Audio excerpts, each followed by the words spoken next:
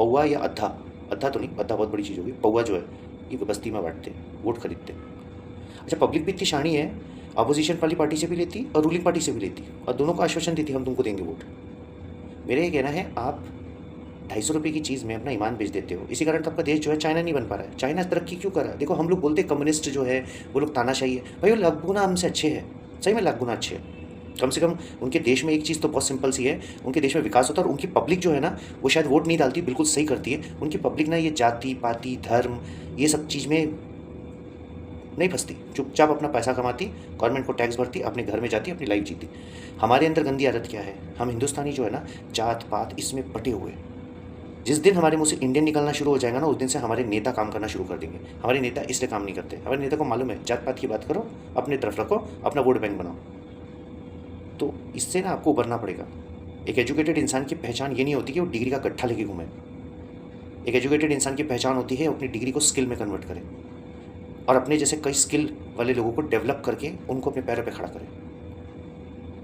Talent doesn't need any support, talent itself give support to trillions of people. ये बात हमेशा याद रखिएगा। बहुत सारे लोगों को, बहुत सारे नेता लोग जो पसंद करते होंगे उन्हें बहुत बुरा लगा होगा मेरी बातें, बट कड़वी सच्चाई है बॉस।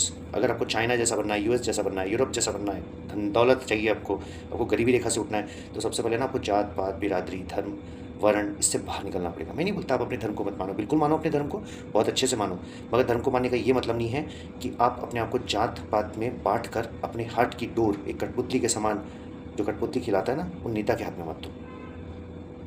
हिम्मत करो किसी एक पार्टी को वोट ना देने की, कोशिश करो कि अगर वो पार्टी तुम्हें पसंद नहीं आती, वो कॉन्स्टिट्यूंसी में वो तुम्हें वो बंदा पसंद नहीं आता है, कोई पार्टी का बंदा सही नहीं है, तुम्हें ऐसा लगता नहीं कि वो काम नहीं कर सकता, तो एक नोटा का बटन भी होता है, नोटा का बटन दबा के आया करो। नोटा का बटन दबाने तुमको शर्म क्यों आती? तुम एक पक्ष क्यों चुनते हो? तुम निष्पक्ष होकर चुनाव क्यों नहीं करते हो? चुनाव का मतलब होता है निष्पक्ष, जो उस कॉन्स्टिट्यूशन में सही तरीके से लोगों को पसंद आता है, जो काम कर सकता है, जिसके ऊपर लोग प्रोबेबिलिटी खेलते हैं, उसके लिए लोग वोट करते हैं, उसकी बटन पे दबा के आते हैं, ना कि एक पाव चिकन और एक छोटा सा पौवा जो है दारू का बॉटल, उसके लिए कोई इलेक्शन करके नहीं आता। तो बात को ध्यान रखिए। अगर आपको मेरा प्रयास सही लगता है और ऐसा लगता है कि लोगों को हमें समझाना चाहिए, क्योंकि हम दुनिया की सबसे बड़ी डेमोक्रेसी है, कृपया करके डेमोक्रेसी को कलंकित ना करें। और सभी नेताओं से भी ये मेरी आग्रह है, चाहे वो रूलिंग पार्टी के हो चाहे वो अपोजिशन पार्टी के हो, कृपया करके देश को एकत्र करें, विघटन ना करें।